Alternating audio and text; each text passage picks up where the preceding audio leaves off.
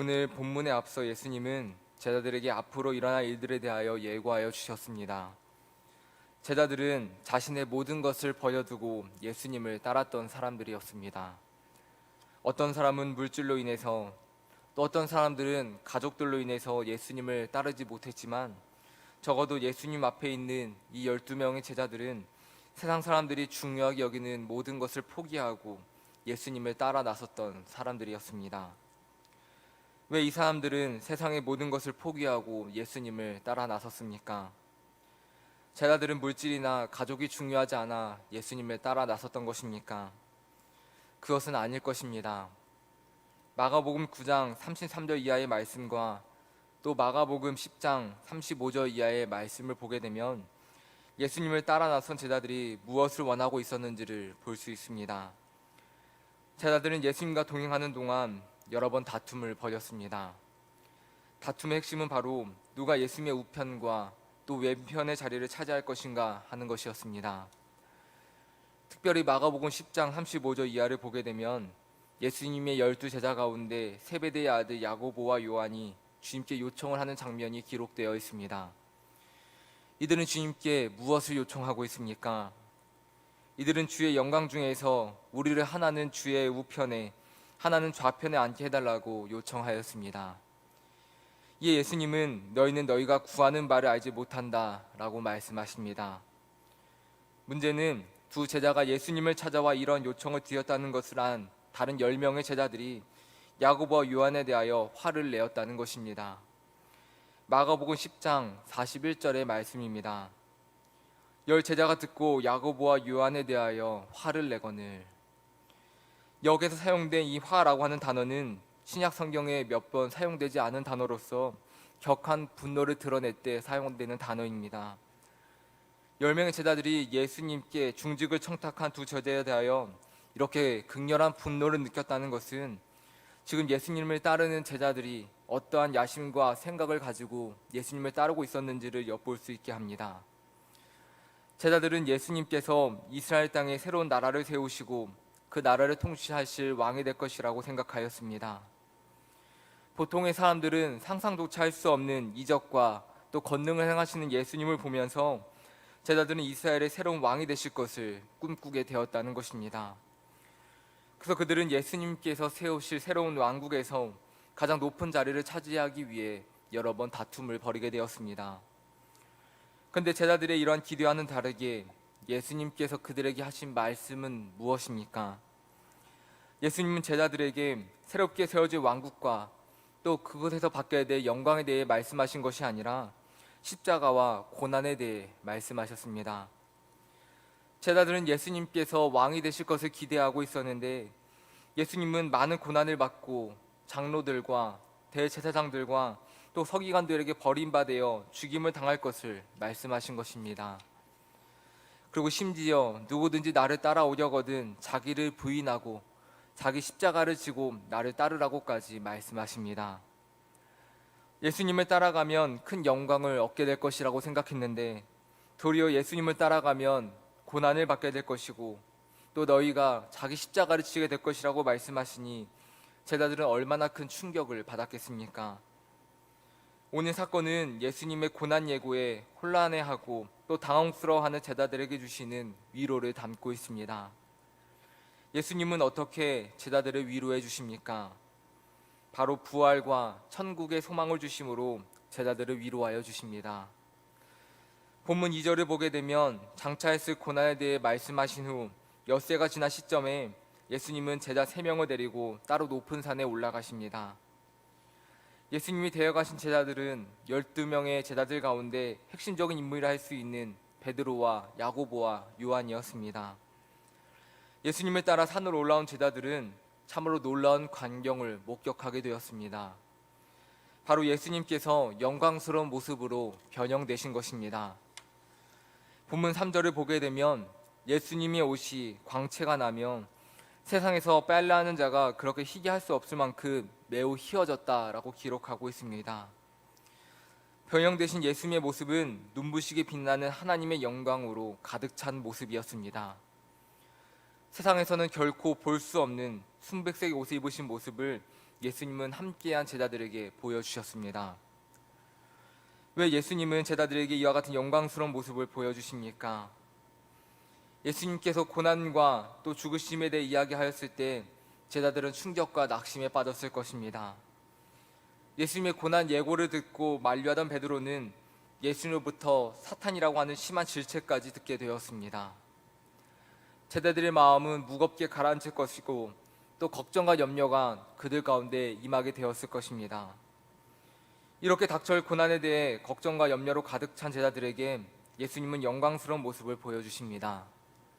뿐만 아니라 모세와 엘리야와 더불어 예수님은 말씀을 나누셨습니다. 유대인들에게 있어 모세와 엘리야는 매우 특별한 인물이었습니다. 엘리야는 죽음을 보지 않고 하늘로 들림받은 자로서 유대인들이 다시 이스라엘 가운데 올 것으로 대망했던 선지자였습니다. 그리고 모세는 하나님을 대면하였던 자로서 하나님께로부터 율법을 받아들였던 사람이었습니다. 이들은 구약시대의 율법과 또 예언자의 대표적인 인물들이었습니다. 유대인들이 그토록 선망하고 존경하는 위대한 인물들이 예수님과 더불어 말씀을 나누고 있습니다. 제자들 눈에 예수님이 얼마나 대단한 분으로 보였겠습니까? 그런데 그것으로 끝이 아닙니다. 이는 내 사랑하는 아들이니 너는 그의 말을 들으라 라고 하는 음성이 하늘로부터 들려왔습니다. 변화되신 예수님을 바라보면 얼마나 큰 황홀경에 빠졌는지 베드로는 우리가 여기 있는 것이 좋사오니 초막 셋을 짓되 하나는 주를 위하여, 하나는 모세를 위하여, 하나는 엘리야를 위하여 짓고 그냥 여기에서 우리가 함께 살자라고 말할 정도였습니다. 왜 예수님은 제자들에게 이러한 영광스러운 모습을 보여주십니까? 그것은 바로 제자들에게 그들 바로 앞에 놓인 고난과 시험들을 극복할 수 있는 힘을 주시기 위함이었습니다. 예수님은 결코 힘이 없어서 고난의 길을 걸어가신 것이 아니었습니다. 예수님은 모세와 엘리야와 더불어 말씀을 나누신 만큼 권위와 능력이 있으신 분이셨으며 예수님은 이 세상을 창조하시고 주관하시는 하나님의 아들이심을 밝히셨습니다. 예수님은 제자들에게 많은 고난을 받고 십자가에 달리실 것을 말씀하셨습니다. 그러나 예수님께서 당하실 고난은 예수님이 힘이 없어서 당하는 고난이 아니었습니다. 죄인들을 구원하시기 위해 예수님은 자발적으로 그 고난의 길을 걸어가신 것이었습니다. 오늘 본문에는 기록되어 있지 않지만 같은 사건을 기록한 누가복음 9장을 보게 되면 예수님께서 모세와 엘리야와 함께 예루살렘에서 별세하실 것을 말씀하였다라고 기록하고 있습니다. 이는 예수님의 고난과 십자가의 죽음이 즉흥적으로 정해진 것이 아니라는 것을 말해주는 대목입니다. 이미 구약시대 때 수많은 선지자들이 메시아와 구원에 관하여서 이야기해왔고 예수님은 그것을 이루시기 위해 이 땅 가운데 오신 것입니다. 제자들은 예수님이 오신 목적에 대해 잘 이해하지 못하고 있었습니다. 지금 예수님께서 당하시게 될 이 고난이 피해갈 수 있는 것이라고 생각해서 베드로는 예수님의 앞을 가로막기까지 하였습니다. 그러나 예수님의 고난과 죽음은 이미 오래전 구약시대 때부터 예정되어 있던 것이었습니다. 누가 막는다고 해서 막을 수 있는 것이 아니었습니다.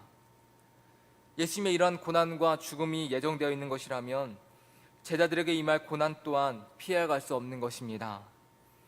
예수님을 따르며 제자들은 예수님께서 앞서 말씀하셨던 것처럼 십자가를 지고 가는 고난과 괴로움을 당하게 될 것입니다. 그러나 예수님은 고난과 죽음으로 그 인생이 끝난다고 말씀하지 않으십니다. 육신의 몸을 입고 이 땅 가운데 오신 예수님이십니다. 그 누구보다 사람을 잘 아시고 이해하시는 분이 바로 우리 예수님이십니다. 만약 예수님에 따르는 대가가 고난과 죽음뿐이라고 한다면 그 누가 예수님을 온전히 따라갈 수 있겠습니까? 예수님은 고난과 죽음을 말씀하셨지만 그것으로 너희의 인생이 끝난다고 말씀하지 않으셨습니다. 마가복음 8장 31절을 보게 되면 인자가 많은 고난을 받고 장로들과 대제사장들과 서기관들에게 버림받아 죽임을 당하고 사흘 만에 살아나야 할 것을 비로소 그들에게 가르치셨다라고 기록하고 있습니다. 그렇습니다. 예수님은 많은 고난을 받고 죽임을 당하게 될 것이지만 거기에서 끝나는 것이 아니라 사흘 만에 살아날 것이라는 사실을 제자들에게 말씀하여 주셨습니다. 제자들 또한 예수님을 따르면 많은 고난과 어려움을 겪게 될 것입니다. 제자들의 생각과는 전혀 다른 길, 영광의 길이 아닌 고난의 길을 그들은 걸어가야만 합니다. 그러나 고난과 죽음이 인생의 끝이 아닙니다. 제자들의 인생 끝에는 부활의 주님이 계십니다. 눈부시게 빛나는 영광의 주님이 계십니다. 주님은 이와 같이 약속하며 제자들에게 말씀하여 주십니다. 요한복음 14장 1절 이하의 말씀입니다. 너희는 마음에 근심하지 말라. 하나님을 믿으니 또 나를 믿으라. 내 아버지 집에 거할 것이 많도다. 그렇지 않으면 너희에게 일렀으리라. 내가 너희를 위하여 처소를 예비하러 가노니 가서 너희를 위하여 처소를 예비하면 내가 다시 와서 너희를 내게로 영접하여 나 있는 곳에 너희도 있게 하리라. 영광스러운 모습으로 부활하신 우리 주님께서는 내 아버지의 집 저 천국에서 너희를 위하여 처소를 예비하겠다고 약속하십니다. 그리고 하나님의 아들이신 예수님께서 친히 내가 다시 와서 너희를 내게로 영접하여 그곳에 나 있는 곳에 너희도 있게 하겠다고 약속하십니다. 이 얼마나 놀라운 약속의 말씀입니까? 세상의 부귀 영화는 잠시 누리는 것이지만 하늘의 영광과 영화는 영원히 누리는 것입니다. 예수님은 이 땅에서 너희가 누릴 영광과 비교할 수 없는 영원한 하나님 나라의 영광이 기다리고 있으니 잠시 고난과 환난이 너희 가운데 찾아온다 하여도 너희는 근심하지 말라 라고 말씀하십니다. 사랑하는 성도 여러분, 예수님은 오늘 예수님을 따르는 자들에게 부활의 영광과 천국의 기쁨을 말씀하여 주십니다. 우리 또한 제자들과 같이 오직 이 땅에서의 영광만을 바라보며 살아갈 때가 많이 있었습니다. 예수님을 믿으면 우리 가운데 찾아오는 시험과 고난에 대하여 근심하고 걱정할 때도 있었습니다. 그러나 주님께서는 무엇이라 말씀하십니까? 주님께서는 너희는 근심하지 말라 말씀하십니다. 부활과 영광의 주님께서 이 땅에서 삶이 너희의 끝이 아니라 내 아버지의 집에 거할 것이 많다고, 내가 친히 너희를 영접하여 나 있는 곳에 너희도 있게 하겠다고 약속하여 주셨습니다. 오늘 주님께서 우리 가운데 주시는 이 약속의 말씀을 붙드시기 바랍니다. 예수님을 믿고 따르며 우리 가운데 시험이 찾아올 때가 있습니다. 생각지 못한 어려움과 고난들이 우리를 짓누를 때도 있습니다. 그러나 우리에게는 누가 계십니까? 우리에게는 바로 부활의 주님이 계십니다. 밝은 빛과 크신 영광대로 이끄시는 주님이 바로 우리 가운데 함께 하십니다. 오늘 제자들에게 그러하셨던 것처럼 주님께서는 우리와 함께 하시며 우리의 삶을 위로하여 주시고 우리가 겪고 있는 고난과 어려움들을 잘 극복할 수 있도록 힘을 주시고 또 도와주십니다. 우리가 힘이 들고 또 괴로울 때마다 주님께서 우리 가운데 주실 하늘의 영광을 바라보시길 바랍니다. 그래야 늘 기쁨과 소망 가운데 살아가실 수 있는 우리 믿음의 성도 모두 되시기를 이 시간 간절히 소망합니다. 주님께서 우리 가운데 맡기신 사명을 잘 감당하며 믿음의 길을 끝까지 잘 걸어가서 주님께서 우리 가운데 예비하신 저 하늘나라의 영광과 축복을 풍성하게 받고 누리며 살아가시는 믿음의 성도 모두 되시기를 이 시간 간절히 소망합니다. 우리 찬송